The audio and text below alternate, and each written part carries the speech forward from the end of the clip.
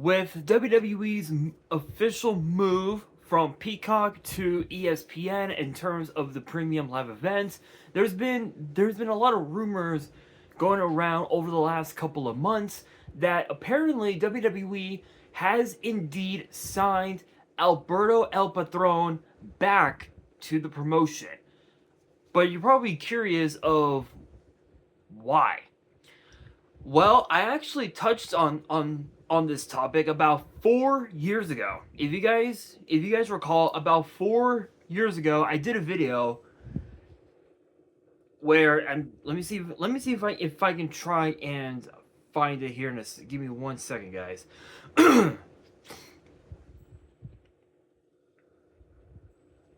So about 4 years ago, I touched on this topic.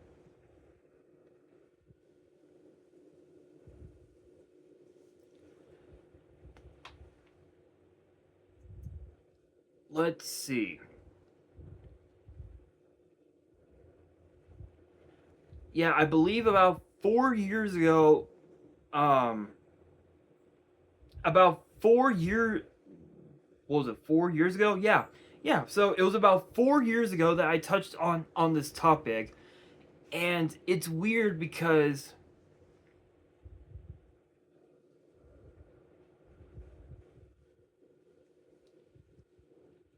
this was actually something that a lot of fans have been curious about for a while for a while at that time.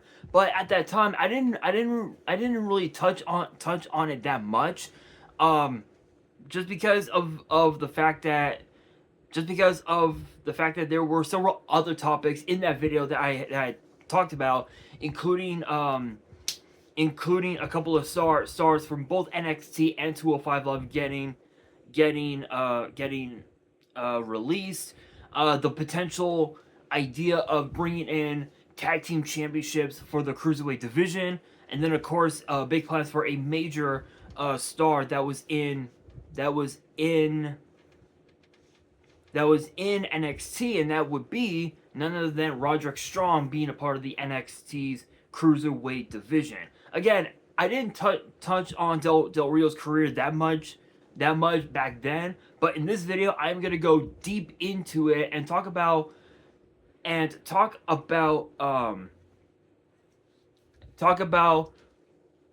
why it's possible that Del Rio could be signed with WWE during this time. And the reason for it actually has a lot to do with his time in AAA. Obviously, Alberto Del Rio, or Alberto El Patron, is a former two-time AAA Mega Champion, which as of right now, the title is currently being held by none other than Elio Del Vikingo, who will be defending the title at Triple Mania next week against Dirty Dom, Dragon Lee, and of course El Grande Americano, which should be interesting to say the very least. Which I will be watching it, but I don't know if I should do a review of the show. I think I might, but I might not. I don't know. If you guys want to see me do a review on it, you guys can let me know down in the comments. I'm actually tempted to actually. But bleh.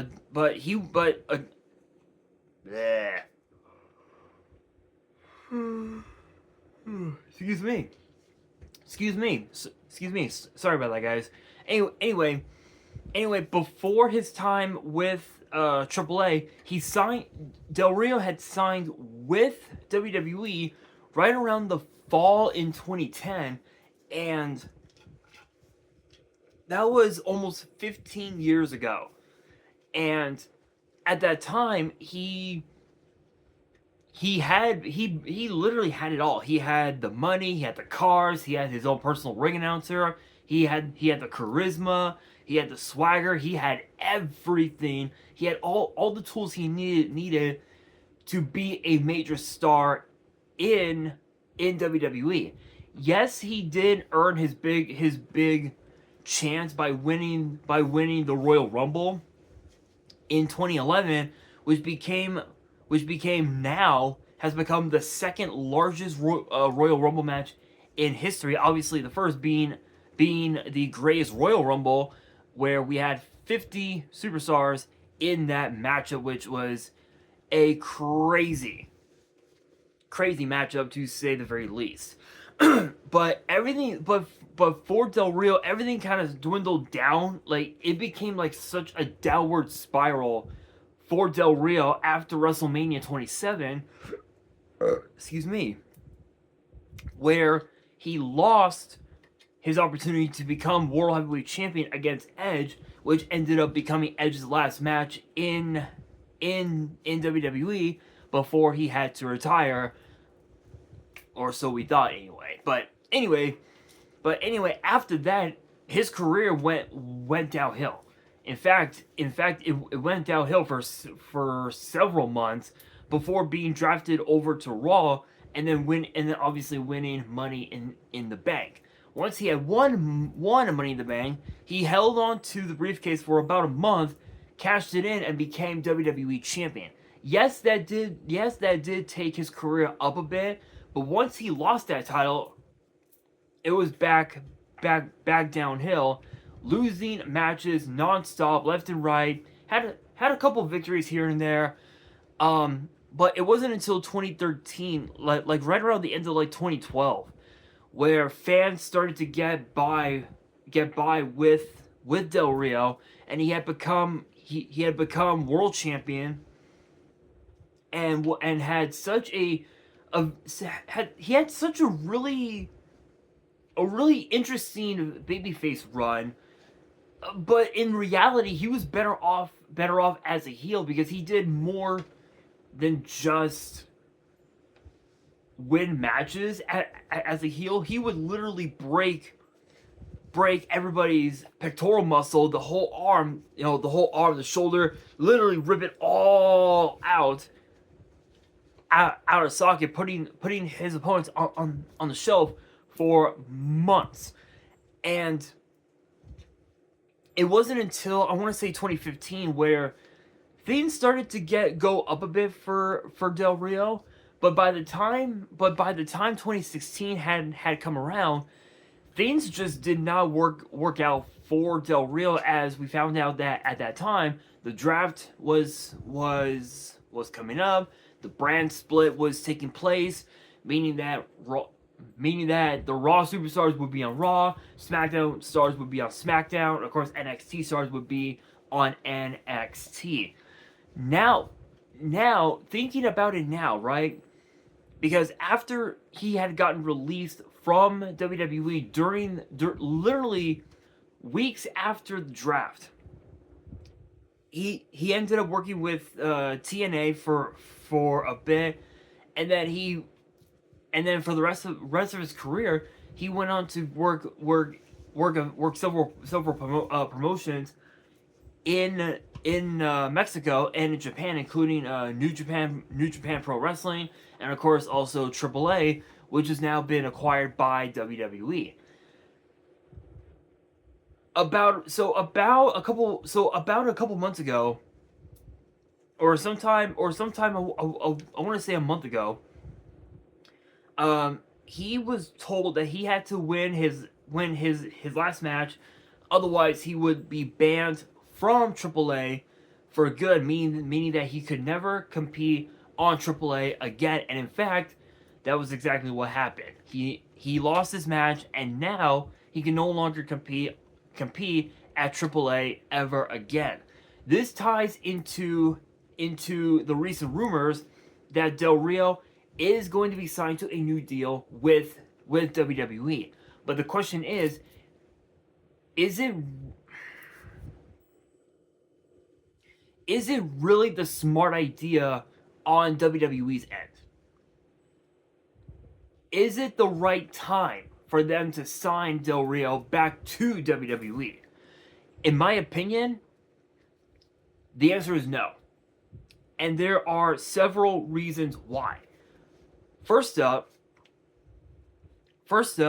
when he first bursted on the scene in WWE all the way back in 2010, he was so cocky that even outside the ring, you know, even backstage, from what I had seen on social media at that time, um,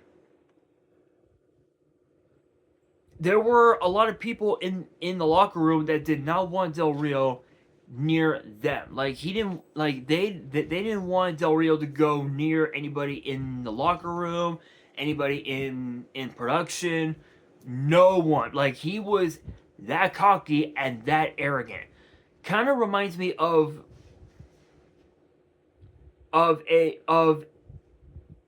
the Miz from 2005, because even 2005 Miz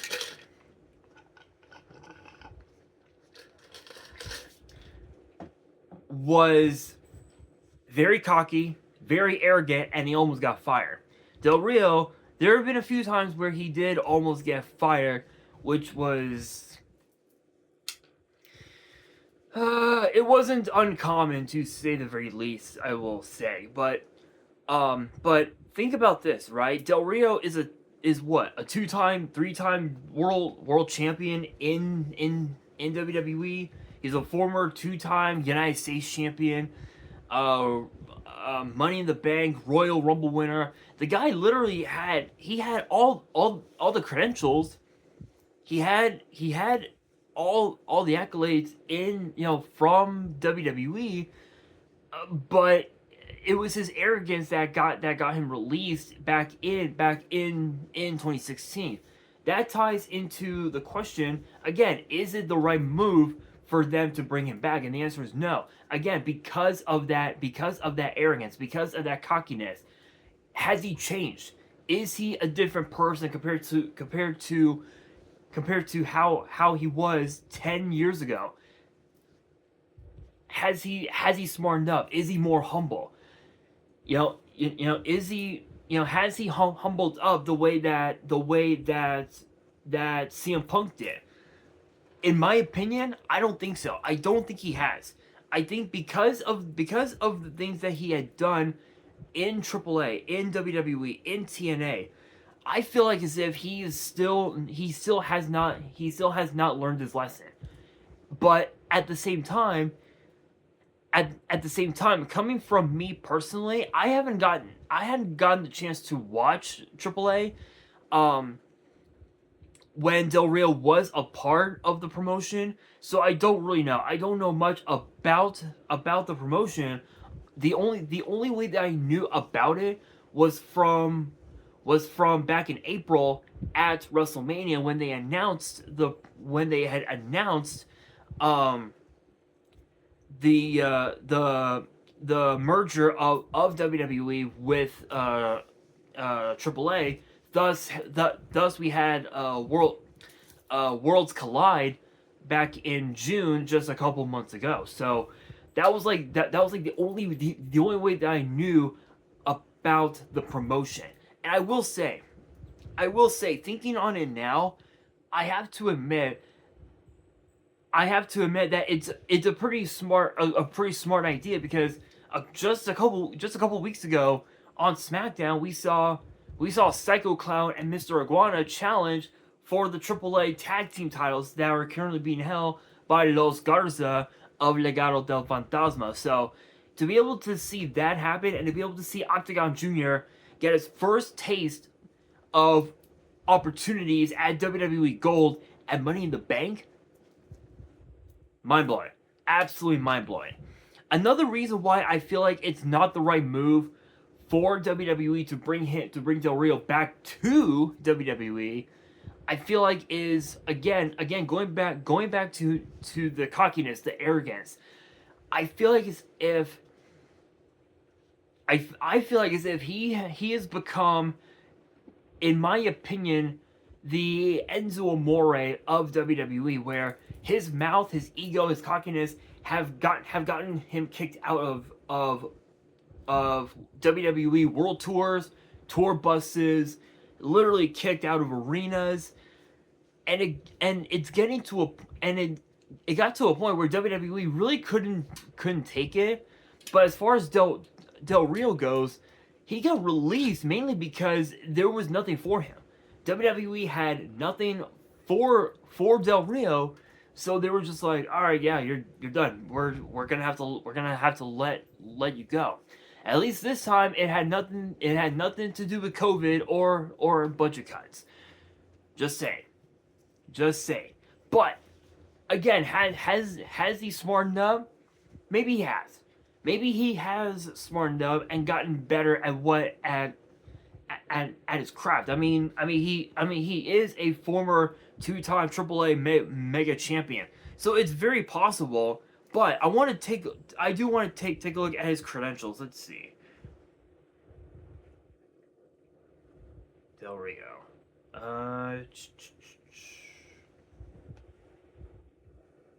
Here we are.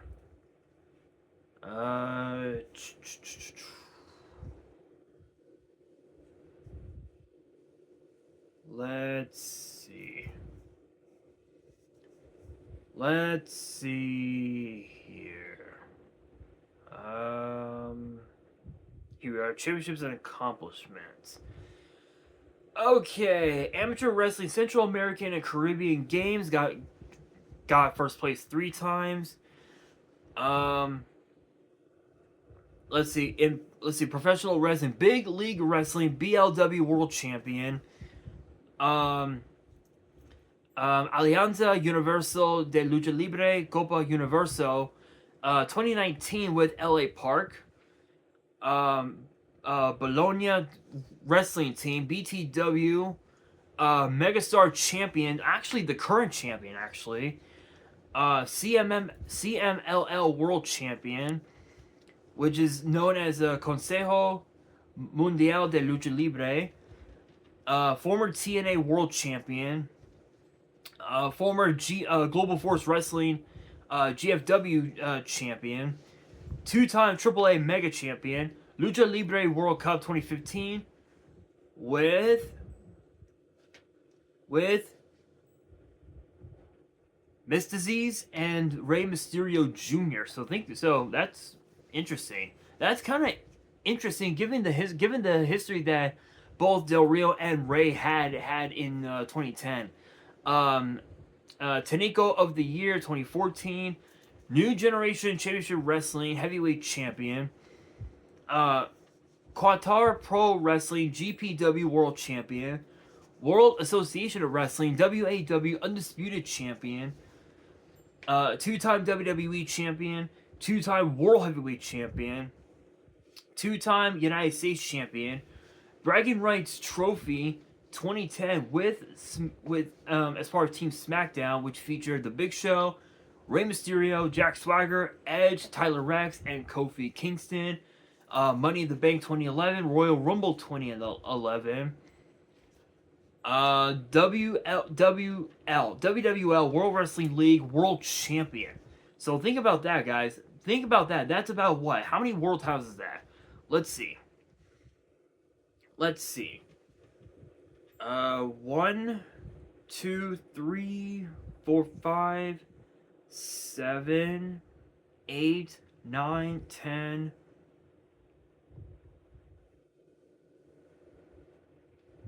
12, 14,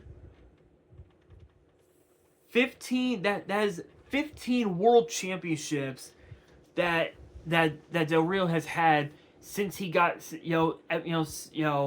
dating back to I think what year, like 2000, yeah, all right, yeah, so dating back to his debut in 2000. Excuse me. So again, I could be wrong. It is possible that yes, maybe he has smartened up and gotten a little more humble. Maybe it is possible, but I feel like as if it's not the right time. I feel like because that he had just gotten banned from AAA, one could argue that if he got banned from being a part of AAA ever again, one could argue that maybe he'll get banned from WWE. But at the same time, maybe WWE has seen his work and realized, oh, maybe he has smart enough, so maybe we could sign him. I know that former NXT North American champion, the Velveteen Dream, he's been clamoring to want to get back with the WWE, because of some bullshit that had happened, that he had done a while back. But I don't. But with Dream, I don't. It's possible that we could see Velveteen Dream back in WWE. It's possible we could see Del Rio back in WWE.